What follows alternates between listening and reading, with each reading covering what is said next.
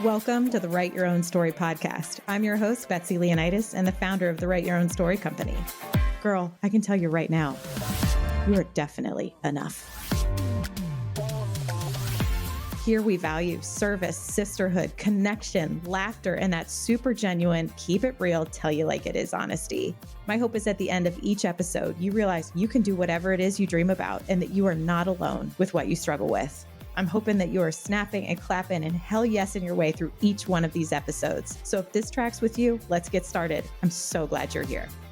All right, everyone. Welcome back to the latest episode of the Write Your Own Story podcast. I am your host, Betsy Leonidas, and I am so excited to be here with Bernadette Catalana, who is a litigation strategist and a partner, a writer, published author, and a mother, not to mention, I'm sure, all the other amazing things. We've been talking off camera, and I was like, and she's my new best friend.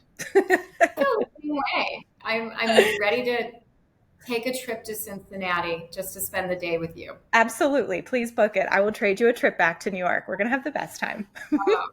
Yeah. Absolutely. So the work that you have published is called Daughter's Lessons, and it is just so special. And what I loved that we talked about really for this episode was this is for any woman who wonders if your kid is going to be okay, if they still are going to need you when they're an adult, and, you know, are there great days ahead in this sort of empty nesting, and really just how to that's sort of as they launch, as we were talking off camera, as you know, we raise them to fly, or to, as you put it, to get yourself fired, but also really how to love the journey along the way within motherhood. So I'm really excited for everyone to hear your perspective. Thank you. And it's taken me time to arrive here at this perspective. I sat down and wrote the Daughter Lessons book for my daughters. And I usually I'm not in my own office today, so I don't have a copy handy, but on the front cover is a picture of me and my two daughters, one on either side of me. We're actually doing a selfie on a beach, and you can't see our faces. It's taken, a professional photographer took it from behind. And I say to people, the only people that really need to read this book in order to satisfy me are the people on the cover with me.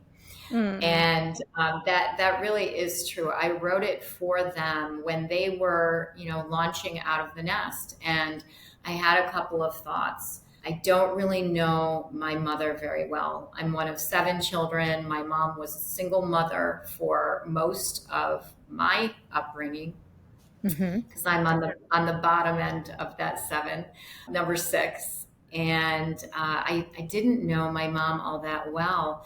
And I thought, wow, what would I want my girls to know about life, about love, and about me, the things that I wondered about my mom. So I had that in mind, but I also thought, not only am I going to be living without them here in under my roof, but there is going to be a day when they're going to be living without me completely. And that sounds like a sobering thought, but it's actually a motivating thought. So I literally got up every day for a month and just wrote down a short lesson, something that I knew wouldn't take up a lot of pages in a book, but that would give them something.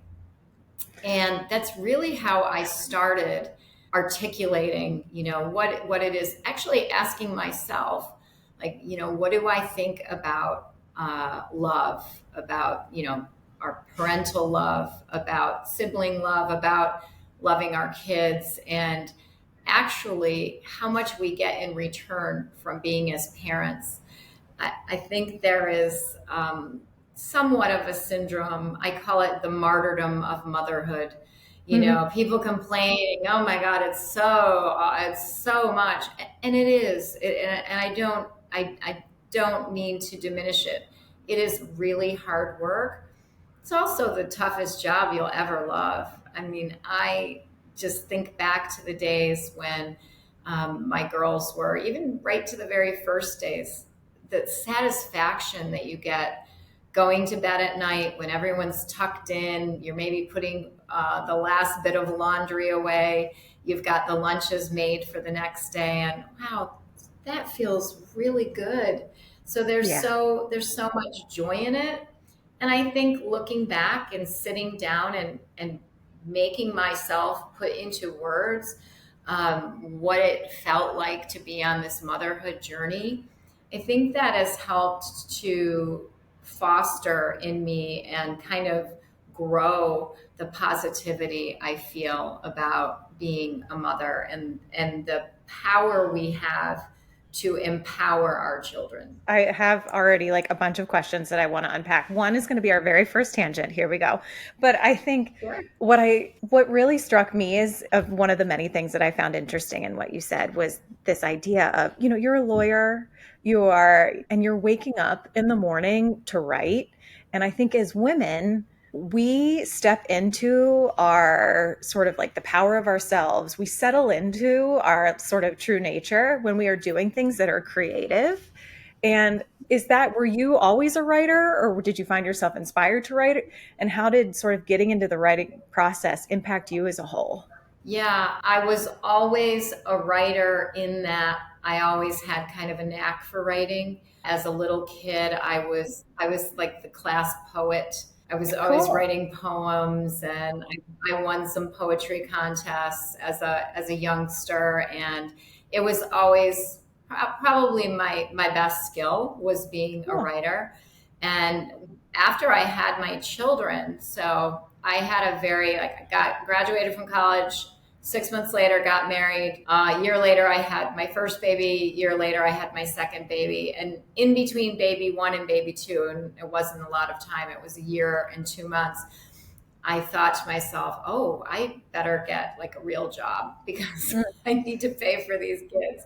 We need right. to They're do so something about expensive. this. And Uh-huh. then I thought, well, what am I good at? Okay, I'm a good writer, and I know that lawyers need to be good writers. So I'm going to go to law school. I mean, that literally, and I'm almost embarrassed to say that, but that was my thought process. And that's what I did. And really, as a lawyer, that's probably my best skill. I love to write, I love to edit. Writing something so personal is a Mm. very different thing. I And totally I, connect to that. Yes. yeah, Yeah, absolutely. It's right. so much easier for me. I find so much more flow and much less pressure to interview other people. One, because I'm insatiably curious and I genuinely just love asking questions. But when I go on other shows and I'm the one of the subject matter, I'm like, oh, this is harder. It's just, it's that level of vulnerability that you're talking about where you're like, oh, this is my story. Okay. I was inspired certainly to pick up my pen. So I've been keeping a daily journal since 2006. Mm. And I read the book Writing Down Your Soul. I think Ooh. Janet Connor is the author of that book. I recommend that to anyone. It's a really really inspiring book, and it'll inspire you to pick up your pen first thing in the morning, which is when my mind is always working best. I get my best ideas first thing, and I think that was it's a vulnerability admitting some things to yourself, but by getting in that practice, I'm now very good at asking myself, what's wrong? What do I want? What's bothering me? Mm. Why am I anxious about going to visit my sister? What about that situation is making me feel bad? Because so many times we have feelings, we have intuition, we have, that little nagging voice, and we don't pay attention to it. And No. why that voice is really powerful force if we take a minute and try to get behind what is this saying to me, because it's my higher self talking to the self that's in the trench fighting the battle, right? Yes. Yes. I So find often how do it's I fear. give? Yes, yes. And but fear of what? Right. And once we unpack the fear, right, we often can get past it. So I did find it very cathartic, and even now, It's interesting because I've done book readings, obviously. I will pick up my book and sometimes I'll read something I wrote in the Daughter Lessons book and I'll think, wow, I wrote that. That's pretty interesting. That's a pretty amazing. And then something else will come up like, oh, when I wrote it, I thought it meant this. But now that I'm looking back on it, I think it really meant that. So it's fun. It's such an evolution. That is fascinating. And I love one of the things that I have collected sort of data wise on this show is that, I know it's kind of flippant to be like, well, I'm a good writer and lawyers have to write, so I'm going to go be a lawyer. But like the people who are the most successful, the happiest in their field are doing something that is an extension of their natural gifts because it's what feels most authentic. And that has been one of the most common themes that I have heard on this show over and over again. So as funny as it is to be like, lawyers, right? Maybe I'll go to law school. How about I go do that with 2 children, under 2, just married? Sure, why not? But it, based on what the data I've collected, it makes sense. I think it does. And what bears that out is that even when I was in law school and in the heat of it, I mean, law school is not easy. No. It never felt hard. I never felt like I was pushing a boulder up a mountain. I never felt like I didn't belong there. It was rigorous because I had a couple of kids and little kids. Yes. And it was physically demanding, but honestly, I never felt overmatched. I never felt like I didn't belong there. It actually felt right. I didn't watch TV for 3 years, but who needs TV anyway? Right. But I just remember literally the last day of class, I turned on the TV and I thought, oh no, like Cheers is ending. I had missed all these shows that were going off the air. Oh, okay, that's all right. I'll catch up. That's hilarious. That's hilarious. If you're building your dream business and you know you need to build an email list, but the idea of picking and using an email platform totally overwhelms you, trust me, I get it. But I've got you, girl. Flowdesk is where it's at. Flowdesk is the email marketing platform designed with female entrepreneurs in mind. Think gorgeous, on-brand templates plus powerful workflows that save you hours. I promise you, I've never used an easier email platform with such stunning results. Whether you're sending an email launching a new offer or podcast episode, sharing new news, or trying out a fancy workflow to convert a new email subscriber into a paying customer, Flowdesk helps you show up professionally with ease without spending a ton of time or money. And not to mention, these emails are gorgeous. And because you're a Write Your Own Story podcast listener, you get an exclusive 50% off your first year of Flowdesk. Plus, they'll send you $19 cash back when you join using the link in the show notes. So if you're ready to send stunning emails that convert and actually enjoy the process, click the link in the show notes and give Flowdesk a try. That's 50% off your first year plus $19 back in your pocket. Check out Flowdesk today. It's like your super talented email writing best friend. I promise you won't regret it. Now, back to the episode.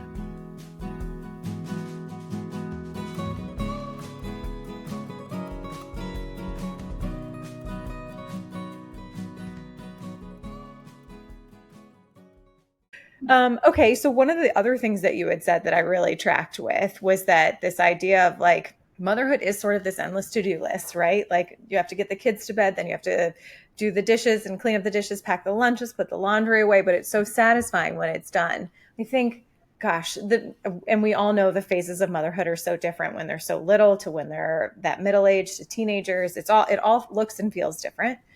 That said, did you have sort of a moment where you flipped the switch from like all the things to do to like a more positive, grateful, like this is the best job in the world versus this is such a hard job?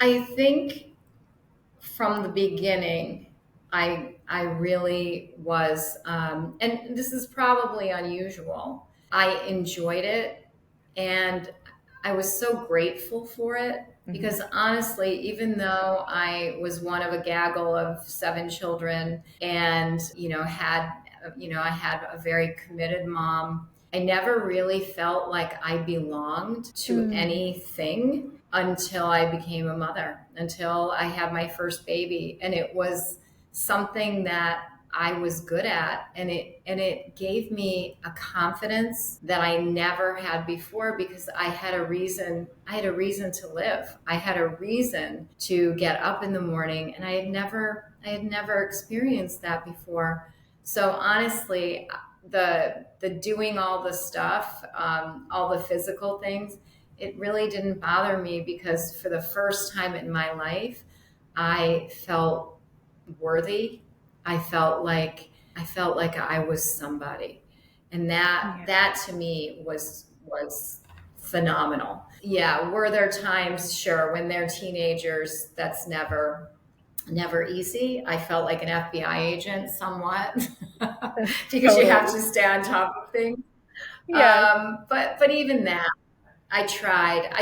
I would say, when people ask me, because I have people who I feel like I'm an accidental expert to some degree, because it's not like I set out to be this expert on motherhood, but a lot of people do ask me, my opinions about things. And, the one piece of advice I give them is enjoy it. And I look at it this way. Think of how we feel when someone sees us and they're just so happy. Like, we see Yes. that they are excited to see us.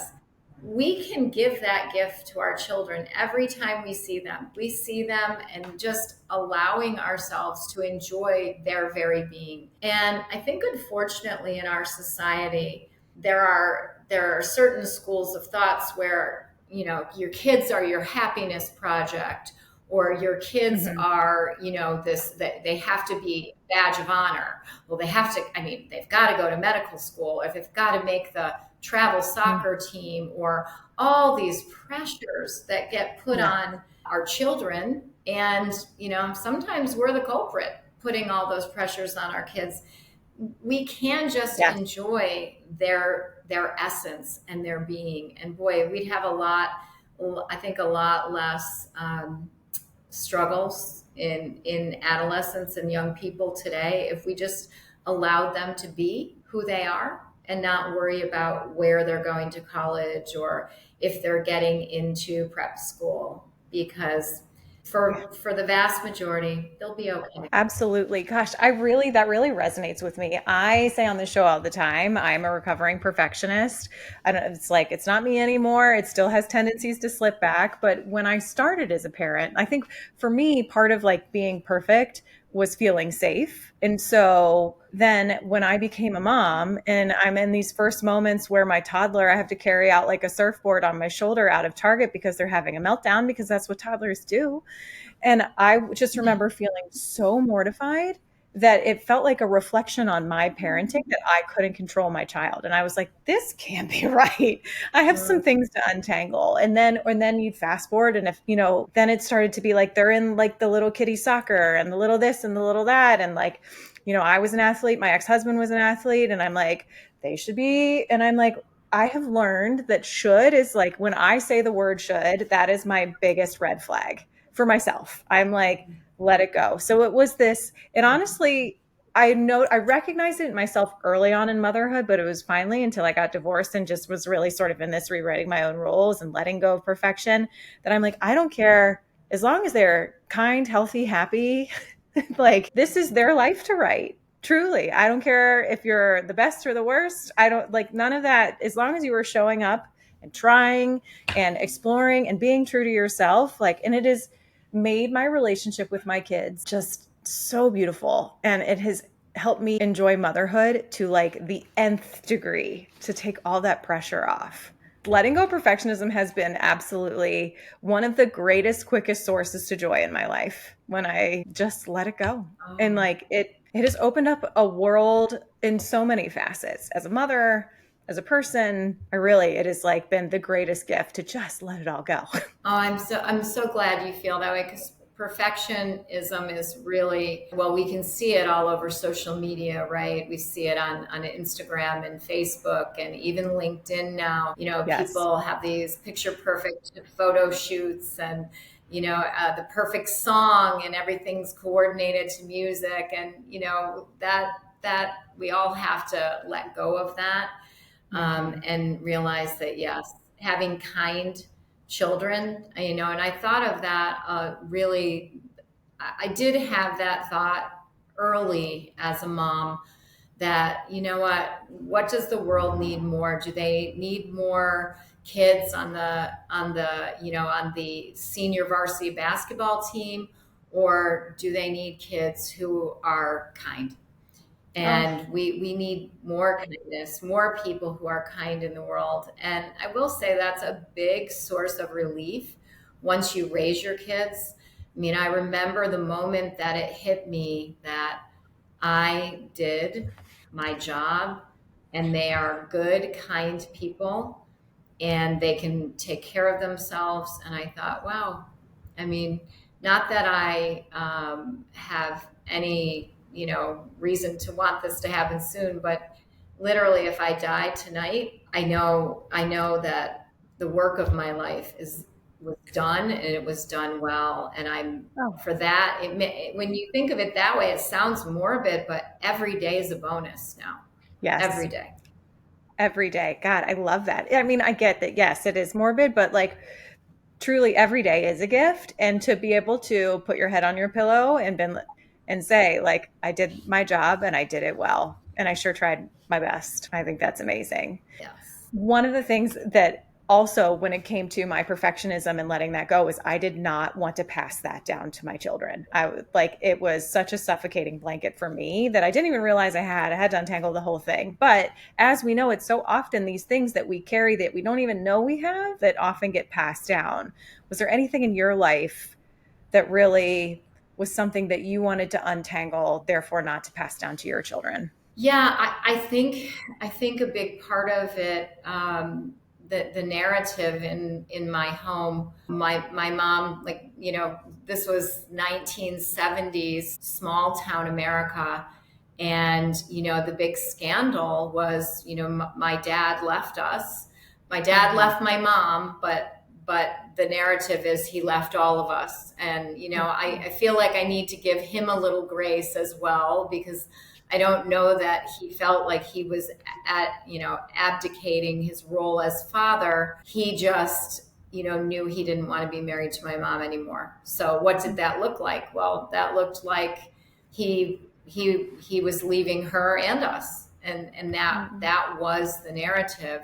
And my mom was so sad. And it really, I think of it now, even on her deathbed. She loved him till the day she died. She idolized him, and I was not there. My oldest sister was with her, and she said my mother's last words were, "Tony, we're going to make it." And which makes me, tear up just thinking about that. She loved him so much. And, for a woman, a Catholic woman in particular, she felt that she didn't do her job well, obviously, because the man whose children she had didn't want to be married to her anymore. And she carried that sorrow with her. She didn't have a therapist. It's not like today, where we would very quickly try to have some kind of therapy. I think we have more tools in the tool belt now. And yes, she was one of very few people in our town that was divorced.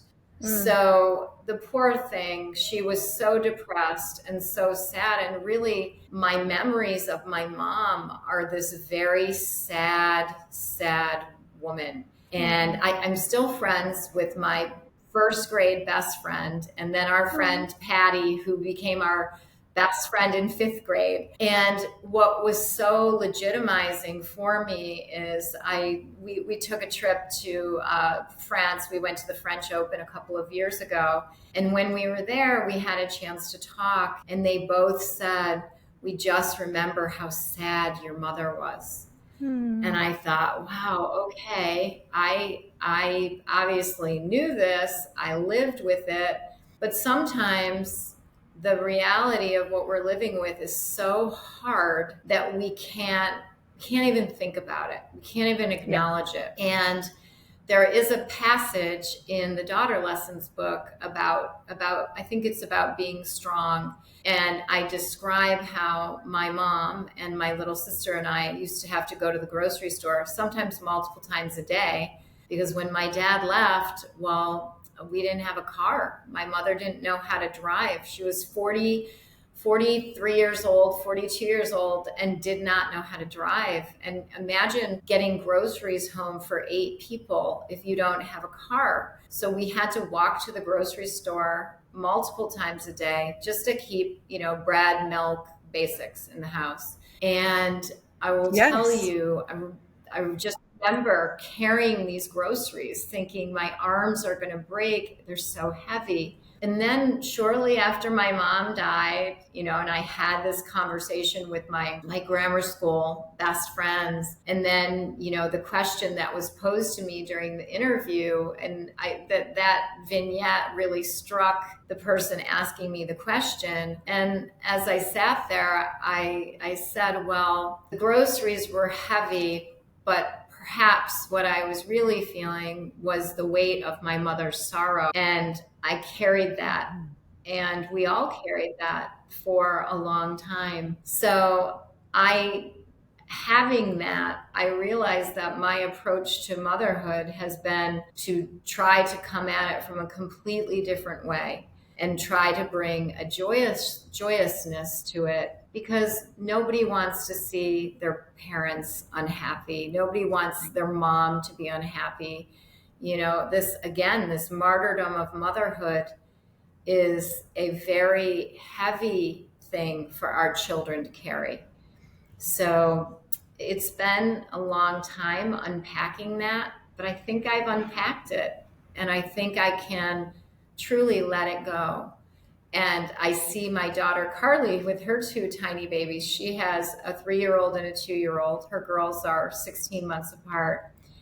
And she is such a joyous mother. And I'm so happy to see her that way. And she really enjoys these little girls. And I think, okay, I changed history. In one generation, I changed history. And for my girls and for their girls. And that nothing makes me happier. That is the work of a lifetime right there. Absolutely. And that's not, it sounds like, you describe it with such grace that you're like, I recognize this in my mother. I know I didn't want this in my home. Therefore, I chose joy. But when you have been raised in an environment of sadness, that's really all we know, is the environment that we were raised in. Was that hard work to be able to, I know I really connect with you on like, oh my gosh, this is the greatest opportunity to be a mother. Like, this brings me joy, like a gift that I feel like I've been waiting my whole life for. But all you knew was sadness. Was that hard to untangle? This is a whole generational pattern that you're undoing here. It was. And you realize that like you do the work in chunks, right? So when the kids are little and before you, you're kind of focusing on the task at hand. And I was able to do that. And then as my mom got older and required care, where we all had to come together and care for her, well, that brought up a lot of stuff. And so it's really a process. But the final to that process, so my mom died. So my book came out in the end of March of 23. My mom died in October of 23. And after it was, as a parent, like she was 90 years old. She was suffering greatly. And one of the things I noticed as I would take my tour of duty, so once a month, having to go and really be with her, even though she was in a urgent care facility, or I would say end care facility is probably the better term. It's important for people to be there with their loved ones, so to ensure not just the physical needs, but the emotional needs. So we made sure that we had a big crew, that someone was around. And so we all took our turns. And I was realizing, again, just the sadness of my mom's life. Like I mean, were there moments of joy? Sure, but she felt like a failure. Like I could see Uh, that. And some of the people who worked at the facility, one of the orderlies I loved, he said, I don't know. Your mom's in bad shape, but she's not going anywhere. She's too angry. She's yelling at someone named Tony all the time. you're like, yep, I that was tracks. okay, yeah, all right, I get it. So what I did, and I realized that my mom was probably I wanted to karmically help her. I Yeah. couldn't reason with her because Yeah. her faculties were gone, but she was angry. So karmically, what I did is every day from probably June until the end of that summer before she died, is I rewrote a chapter of her life. And I felt like, gosh, my kids know so much about my life. I don't think I know a shadow, but I went back and I tried to piece together what I knew about my mom. And then in every story, I rewrote the story that my mom could be the hero. And I cannot tell you how great that felt to put her in that light. And just because I thought sometimes we just need a reframe, right? If we feel downtrodden, if we don't feel confidence, we're putting ourselves there.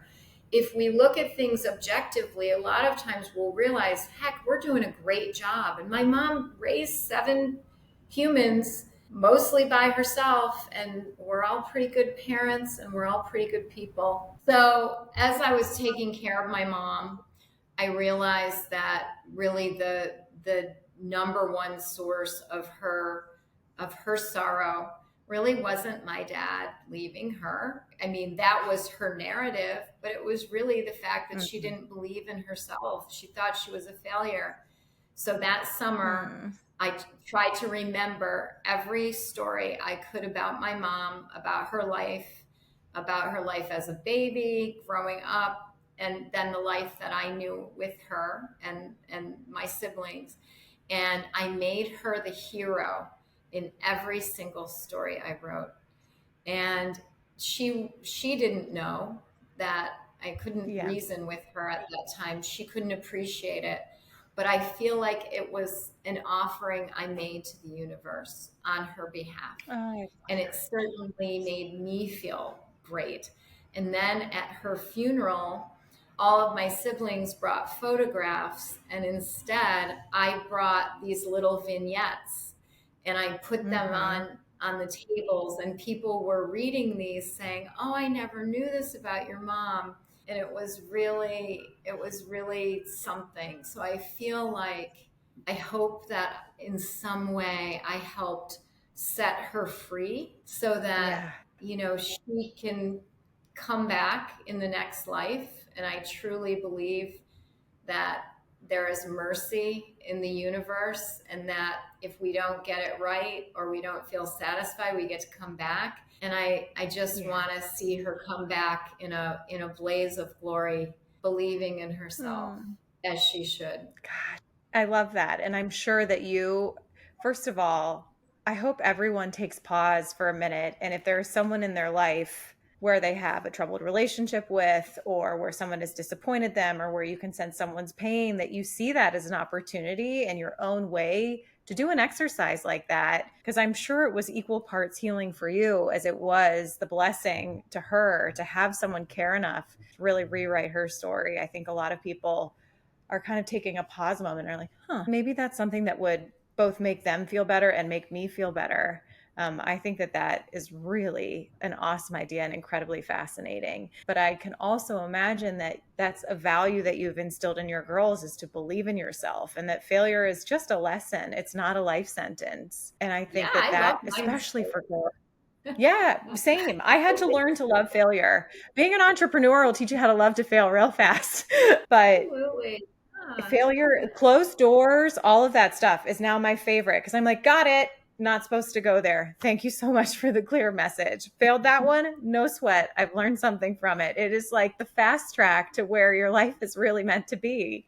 I agree with rejection is the best protection. There are Yeah. times where we want something to happen, it doesn't happen, and then how often do we look back and say, "Oh, thank God.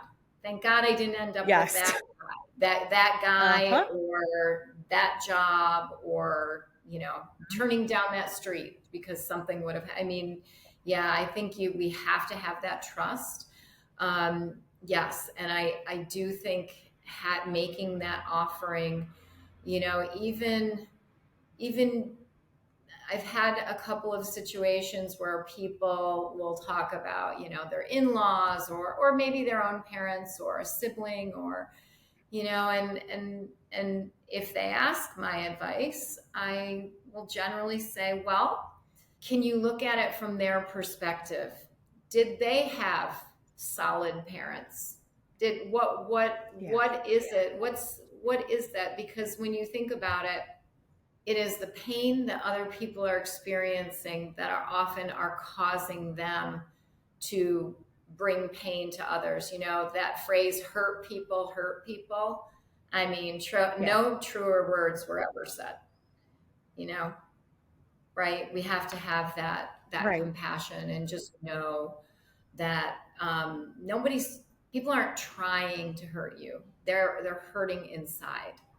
So we have Yeah. to, feel the feel, acknowledge it, feel the feel, and then take the wheel and move on because we can't waste today and tomorrow on yesterday. I see too many people doing that and it hurts me. It hurts me for them because it's wasted time. Absolutely.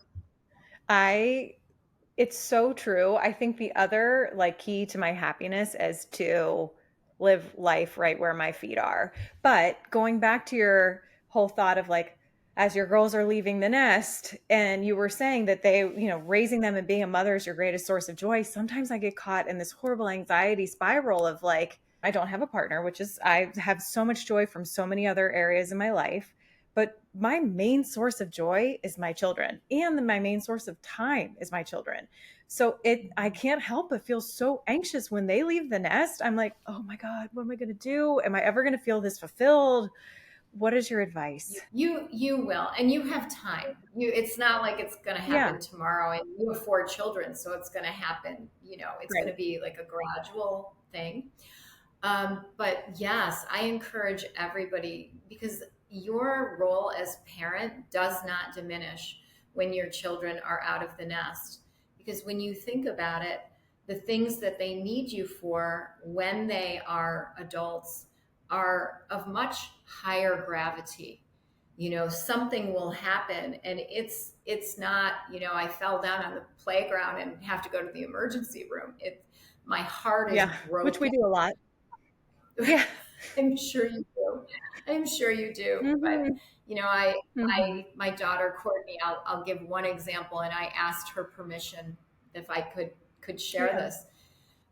When I first moved to New York, so it was 6 years ago, I moved to New York full time, and it was a big transition. And Courtney was my roommate, and one of the reasons why I moved here is I did not want my beautiful dancer daughter to be living in some cockroach infested apartment with 5 other roommates, eating out of a jar of peanut butter. I mean, this was all that I could Yep. imagine. So my Yeah. career was growing, and I thought, okay, I'm going to go to New York. This makes all the sense in the world for me. And I did that. So she and I were roommates, and I happened to be away and one weekend. And when I was away, I got a call from her, which was very uncharacteristic. So these dancers have crazy schedules, and they aren't often up early. And I'm really an Mm. early bird. And I got a very early call from her. And all I heard on Oh the other gosh. end of the phone was, Mom. And I thought, oh my God, someone died. I mean, I was driving the car and Oh her my God. little heart was just broken. And it was just, I mean, as a mother, it was probably one of the worst moments of my life. And then unraveling what had happened, and it was, horrible treachery. The boyfriend, who was also living with us, by the way, Yeah. cheated on Courtney with her best friend who was married. So it was like a stab in the heart. And I felt so awful for her, and just trying to be there, not judge, not say anything. She still loved him. I mean, all the things. It was really something. But what was interesting was, leading up to this time, I was walking down the streets, the mean streets of New York, as I used to say. I thought, what am I doing here? Why am I here? This is nuts. And then this moment happened, and like, this is why I'm here. And she is such a lovely person. And she has said to me more than once, Mom, I don't know how I would have gotten through that without you. And you know what?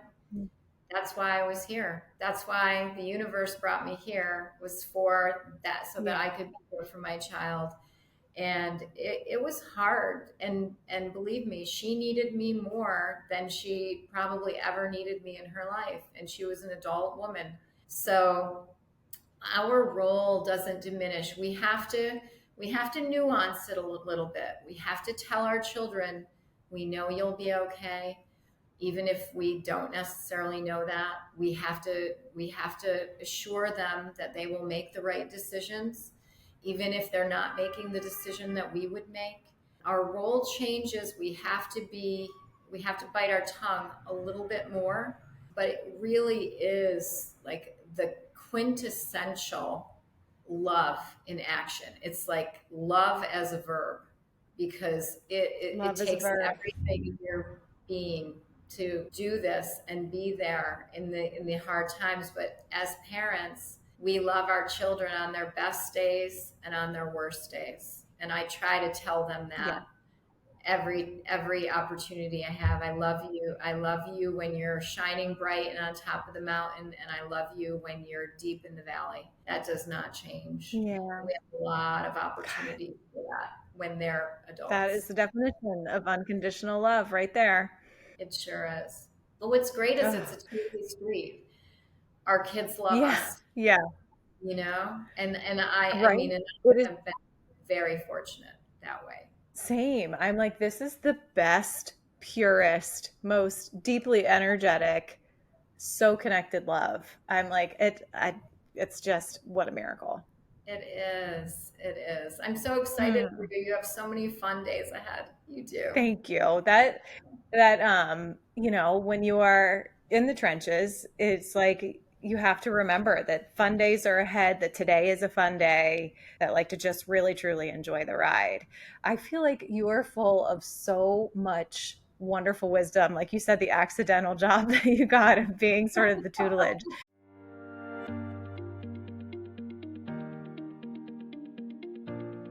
Hey, fellow boss babe, if you're craving less time on social because it feels like you're constantly in your comments and DMs trying to respond back to your potential customers, I totally get it. When I had my e-commerce business, I felt like I checked Instagram every 5 minutes. But what if there was a smarter, easier way to connect with your audience? Good news, there is. Let me introduce you to ManyChat, my go-to tool for automating messages on Instagram, Facebook, and even text. With ManyChat, you can set up automated conversations in minutes. No tech headaches, no coding required. Trust me, if I can figure it out, so can you.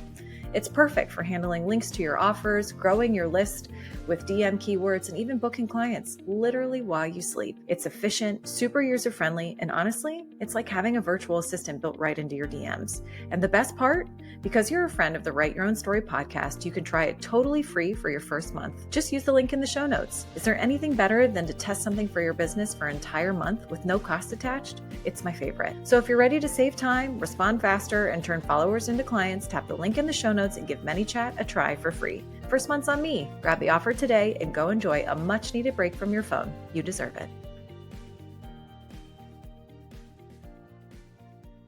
If people want to read your book, where do we find this? How do we follow you? Where do we get more of your amazing wisdom? Okay, so Daughter Lessons is the name of the book, and you can get it on Amazon. So Daughter Lessons, if you Google Daughter Lessons Bernadette Catalana, it'll pop up. It's a little beach scene of us doing our selfie, and Amazon. And you can send me an email, Bernadette@daughterlessons.com. People do write to me for advice, and I will do my best to give you an answer.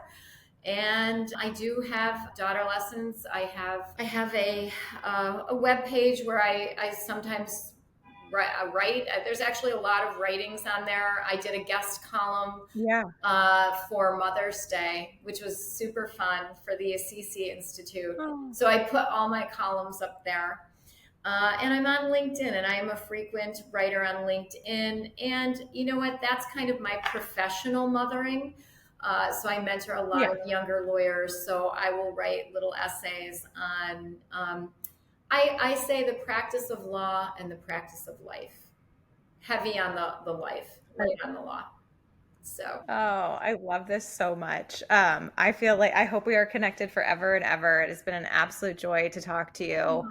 I was reading one Amazon review that said they were all so wonderful, all of the reviews, but one that particularly stuck with me was that someone said they just read it every morning, a chapter, and that it's like they always wanted to be a meditator, but that they really never sort of mastered that practice. And so that this was just like a really great grounding every morning was to read a chapter, and that it was like a really great way to start their day. I was like, well, that is awesome. That sounds delightful. So, and you know what? And I wrote it with that in mind. And probably the best compliment, one of my closest friends, Lynn, her mom is 93. She is in, I don't know how they define the facilities anymore. I feel like they change, but she's very high functioning. Yeah. And she saw me, last time she saw me, she said, I have your book on my nightstand, and I just read one every night, and it makes me feel good. And I'm like, that is probably one of the biggest compliments of my life. So. And I think the world is what it is right now, and we all need more access to feeling good. So I look forward to having this on my nightstand. It has been just a joy to chat with you. Your energy is so loving and warm and wise. And I think that everyone could really benefit from checking out your book and your content.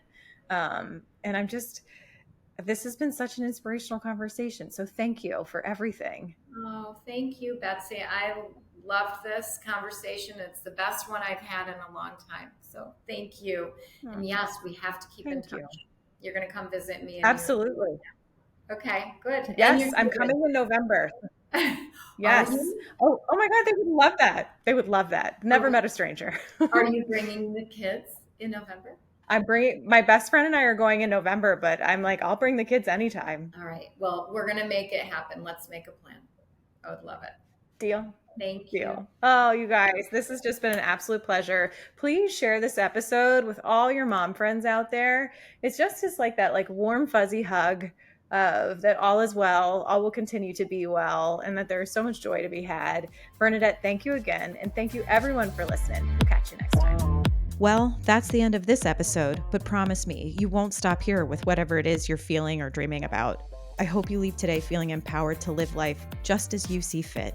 If this podcast was helpful to you, it would mean the world to me if you could leave a review on whatever platform you're listening on. I genuinely just want to help women live the life they dream about. So if this type of content tracks with you, subscribe to this podcast or visit our website, writeyourownsstory.co, to download digital courses or to grab a journal and a mug to just dream in and dream with. It's your life, lady. Do you. And just remember, I'm rooting for you, and you've totally got this.